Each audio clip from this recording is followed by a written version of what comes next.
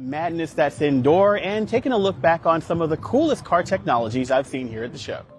The Sony-Honda Mobility joint venture rolled out its Afeela concept again, but this time they were driving it from outside of the car with a PlayStation controller. The car and your game console have more in common than just a controller though. Sony talked about how the EV's engineers are using Epic Games' Unreal Engine 5 to train the car's advanced driver aid systems with simulation and to power the graphics in the dashboard. And most interestingly for me, we got a hint that it looks like the Afeela is going to show up in Gran Turismo 7, meaning that for most of us, our first time behind the wheel of Sony's first electric car will be a purely digital one. Honda followed up the next morning with a 1-2 punch of EV concept debuts of its own. The new Zero Series Saloon and Space Hub.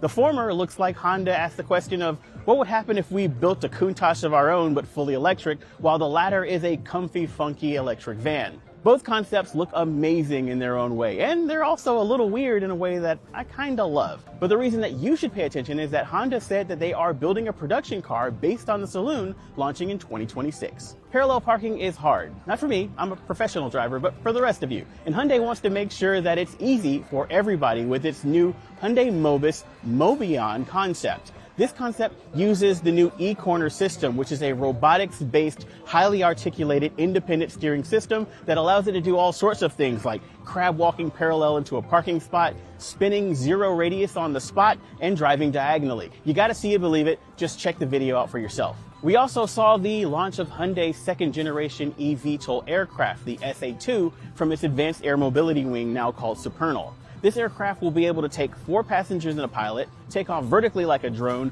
fly horizontally like a plane, and travel around 120 miles per hour with a range of 25 to 40 miles. Not a huge amount of range, but enough to get you from downtown to the airport in minutes rather than hours so you can get on a real plane. Finally, the most interesting technology at CES is AI. AI is everywhere you look, and cars are no exception. Now, automakers have been using artificial intelligence for driver aid features and for voice control for some degree for a long time, but the advances made in large language models on the internet are making their way into the dashboard. Pretty soon, you won't have to memorize commands like navigation or destination. You'll just be able to talk to your car like you talk to a person and issue complex commands like navigate to the best calzone place nearby that has EV parking, and it'll be able to figure it out and get you where you're going. The Germans have been the fastest into this space, with Volkswagen announcing a partnership with Cerence to bring ChatGPT to its cars later this year. BMW has partnered with Amazon for its Alexa large language model, and Mercedes is working with Azure and OpenAI.